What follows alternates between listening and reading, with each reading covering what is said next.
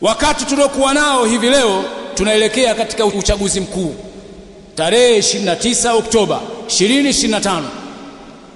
Yako matamko mengi watu wanayatamka. Kuna wale wanaosema kinuke tu, sijui kama, sina hakika kama wanazo pua. Sina uhakika kama wanazo pua za kunusa hicho wanachotaka kinuke. Sina hakika. Wengine wanasema wataingia mtaani kuandamana, watachoma petrol station. Sijui mafungamano kati ya petrol station na huko kuandamana kwao, sijui. Na huko ukienda katika mitandao ya kijamii maneno ni mengi. Watu ni sisi.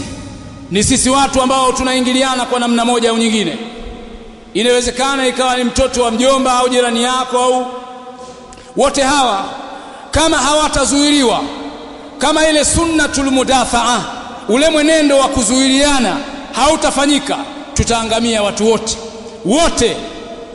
Bali kizazi kinachokuja baada yetu watatulaani sana, kwa sababu historia watazisoma historia kwamba wazazi wetu Tanzania walikuwa na maisha fulani ya amani.